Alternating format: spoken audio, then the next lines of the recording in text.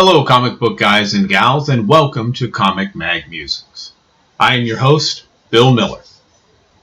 I'd like to welcome you to the 15th installment of our Top 500 Pre-Code Horror Comics. In Seduction of the Innocent, Dr. Frederick Wortham alleged comics stimulated deviant sexual behavior. He noted female breasts in comics protruded in a provocative way, and special attention was lavished upon the female genital region. A cover by Matt Baker from Phantom Lady was reprinted in the book with the caption, "Sexual Stimulation by Combining Headlights with the Sadist Dream of Tying Up a Woman." One young comics reader confessed he wanted to be a sex maniac. Wortham contended comics promoted homosexuality by pointing to the Batman-Robin relationship and calling it a homosexual wish dream of two men living together. He observed that Robin was often pictured standing with his legs spread and the genital region evident. Now, before we get to our comics, let's have a quick reminder of the criteria. The comics had to have been published prior to carrying the Comics Code Authority seal, and the title had to primarily be a horror title. Some of the eligible titles are from other genres, but they switch to a horror context for a period of time. Lastly, these are not necessarily either the most popular or the most expensive horror books. They are simply the best horror comic book covers, in my humble opinion. It was a maddening task to rank numbers 220 to 201, but I enjoyed every minute of it. I made a series of 25 videos with 20 entries in each one. So please join me for the next 20 covers as we count down the top 500 pre-code horror comic book covers.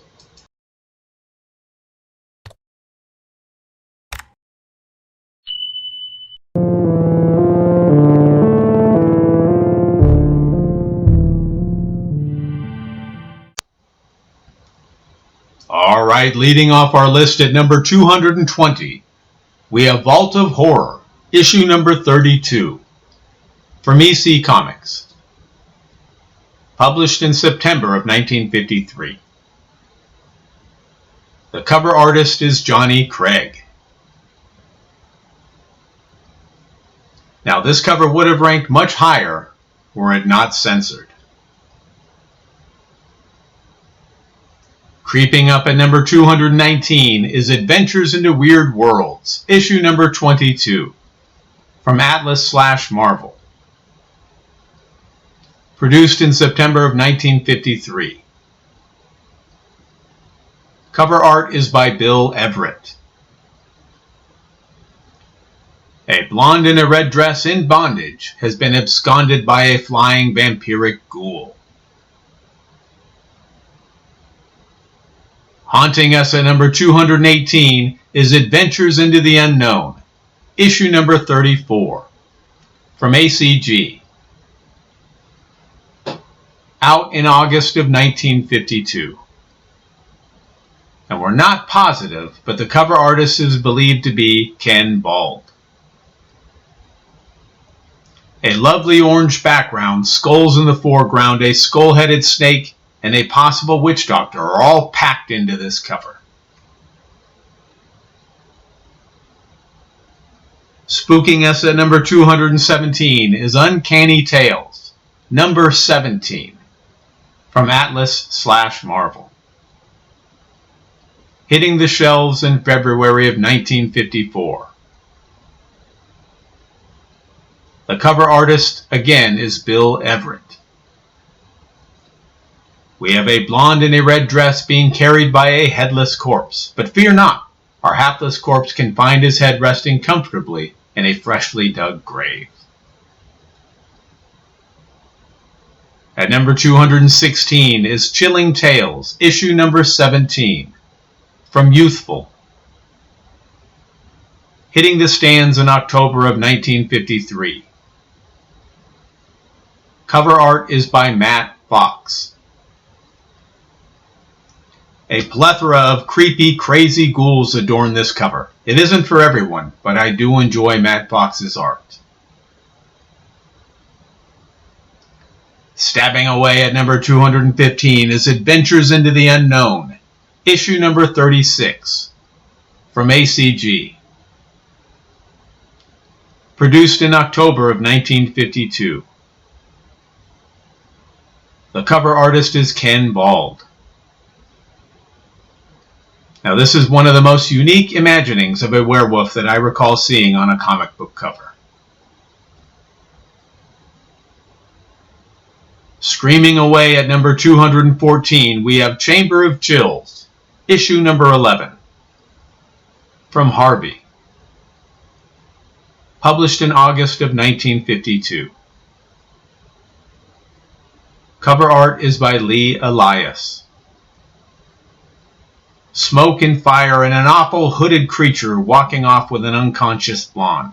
One look at the man's face immediately identifies this as an Elias cover. Screaming away at number 213 is Fantastic Fears, issue number 4, from Farrell,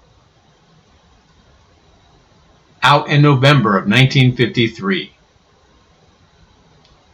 Now we don't know the identity of the cover artist, but it is believed to have been someone from the Iger studio. Ain't no party like a wedding reception featuring a bunch of rowdy skeletons party, am I right?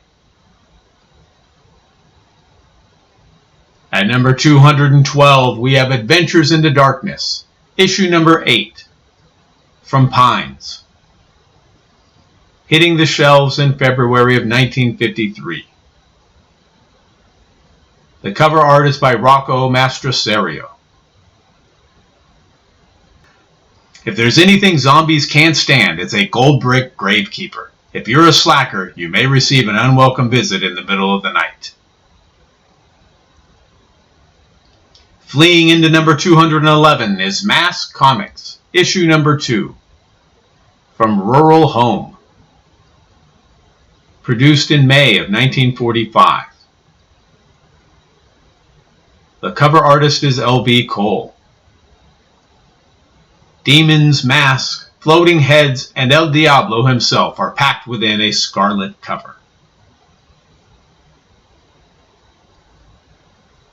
At number 210, we have Shock Suspense Stories, issue number 12, from EC Comics, hitting the stands in January of 1954. The cover artist is Al Feldstein.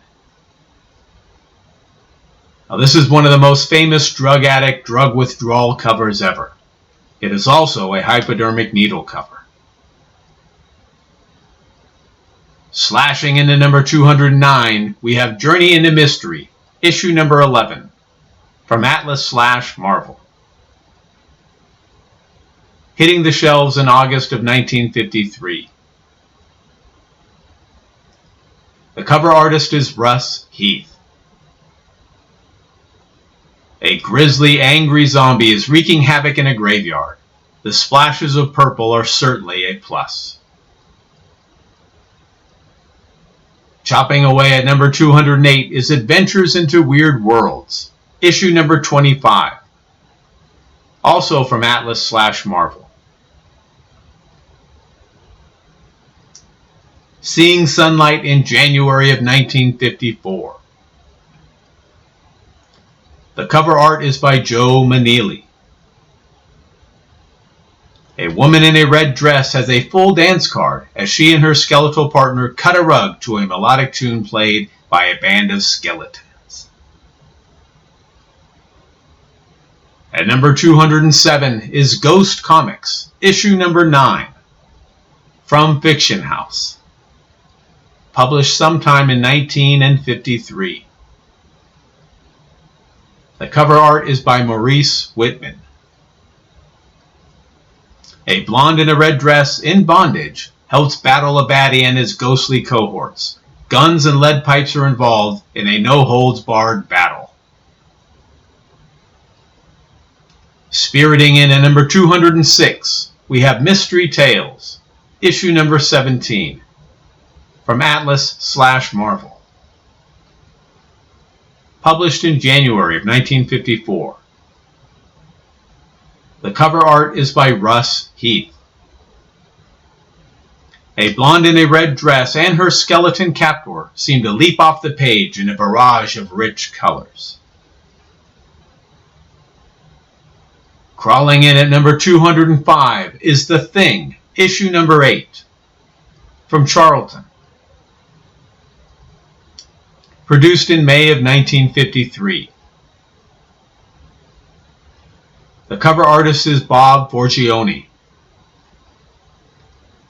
Snakes, mirrors, bold reds, and complementary yellows highlight the band of creepy demons on this cover. Hiding in the shadows at number 204 is Marvel Tales, issue number 108, from Atlas/Marvel. Out in August of 1952.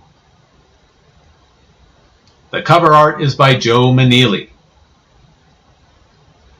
A beheading cover is the centerpiece of this image as a candle, burning with a skull, illuminates the scene. Bleeding out at number 203 is Menace, issue number 6, from Atlas/Marvel. Hitting the shelves in August of 1953. The cover artist is Bill Everett.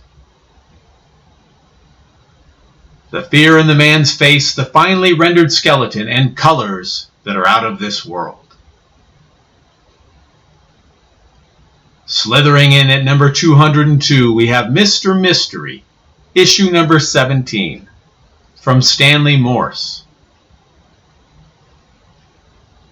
Hitting the stands in June of 1954. The cover artist is Bernard Bailey. A beautiful purple sky with a full moon shedding light on a grisly totem pole and a blonde in a red dress who is at the mercy of a witch doctor. And bludgeoning us at number 201 is Suspense Comics, issue number 7, from Continental. Produced in December of 1944. The cover artist is L.B. Cole. A bold red background with a menagerie of marionettes, including a violin-playing skeleton. And that will do it for numbers 220 through 201 as we count down the top 500 pre-code horror comics. I hope you enjoyed the video, and I hope you got to see some books you either haven't seen before or haven't seen in quite some time. Please leave a comment and tell me your thoughts. Do I have some ranked too high or too low? Or there some that shouldn't have made the list at all? Or there are others that should have made the list but didn't? I'd love to hear your feedback, and don't forget to join me for the next installment as we count down numbers 200 through 181.